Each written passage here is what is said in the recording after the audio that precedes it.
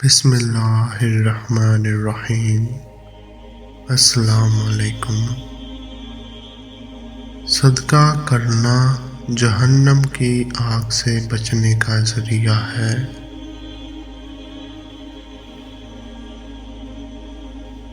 آگ سے بچو اگر چاہے کھجور کا ایک ٹکڑا ہی صدقہ کرنے کے ذریعے کیوں نہ ہو۔ مسلم شریف کی روایت میں ہے، نبی کریم صلی اللہ علیہ وآلہ وسلم نے ارشاد فرمایا، تم میں سے جو جہنم کی آگ سے بچنے کی استطاعت رکھتا ہے، اگر چاہے کھجور کے ایک ٹکڑے ہی کے ذریعے ہی کیوں نہ، اسے ضرور بچنا چاہیے۔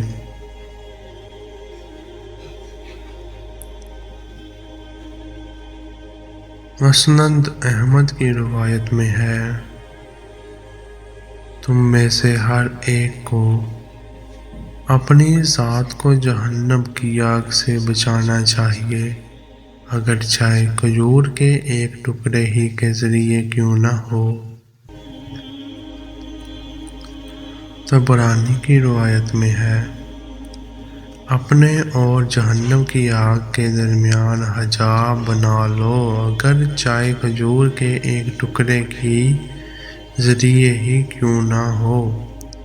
حضرت انس بن مالک رضی اللہ عنہ نبی کریم صلی اللہ علیہ وآلہ وسلم کا یہ ارشاد نقل فرماتے ہیں، صدقہ کیا کرو اس لیے کہ صدقہ تمہیں جہنم کی آگ سے چھڑانے والا ہے۔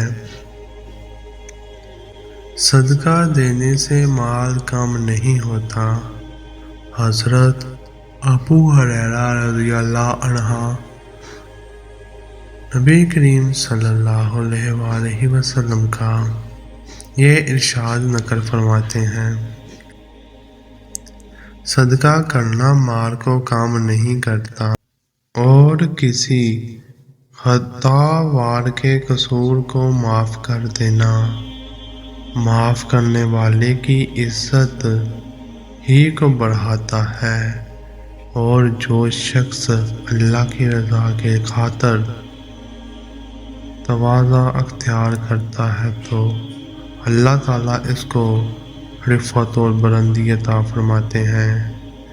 مصیبت صدقہ سے آگے نہیں بڑھ سکتی۔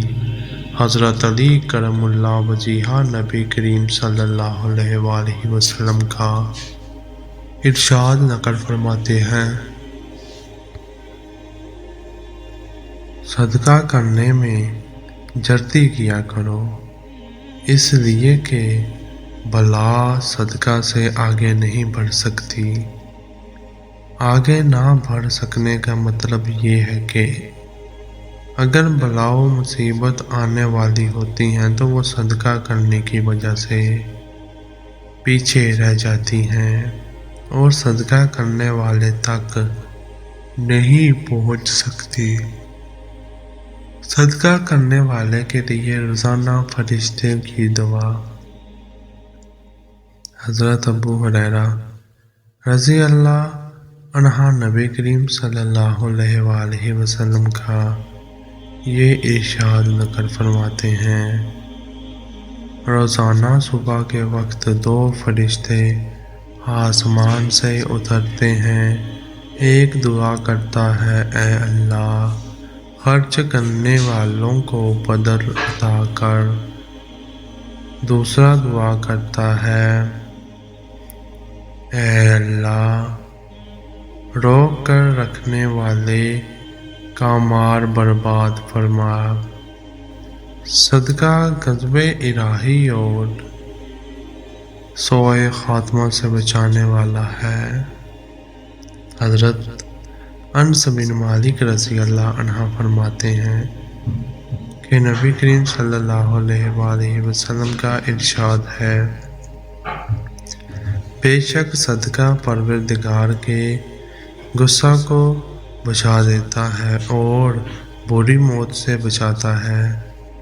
صدقہ دینا قبر اور محشر کی گرمی سے بچنے کا ذریعہ ہے۔ حضرت عقبہ بن عامر رضی اللہ عنہ فرماتے ہیں کہ نبی کریم صلی اللہ علیہ وآلہ وسلم کا ارشاد ہے، بے شک صدقہ اپنے اہل کی قبر کی گرمی کو ختم کرتا ہے اور قیامت کے دن مومن اپنے صدقے کے سائے میں ہوگا۔ شیب الرحمان کی روایت میں ہے، قیامت کے دن ہر انسان اپنے صدقے کے سائے میں ہوگا، یہاں تک کہ لوگوں کے درمیان فیصلہ کر دیا جائے گا۔ ایک اور روایت میں ہے، نبی کریم صلی اللہ علیہ وآلہ وسلم کا ارشاد ہے، بے شک قیامت کے دن مومن کا سایہ اس کا صدقہ ہوگا۔ صدقہ خطاؤں کے لیے کفارہ ہے۔ حضرت معاذ بن جبل رضی اللہ عنہ نبی کریم صلی اللہ علیہ وآلہ وسلم کا یہ ارشاد نقل فرماتے ہیں، صدقہ خطاؤں کو اس طرح ختم کر دیتا ہے جیسے پانی آگ کو بجھا دیتا ہے۔ صدقہ نیکی کا سب سے بہترین باب ہے۔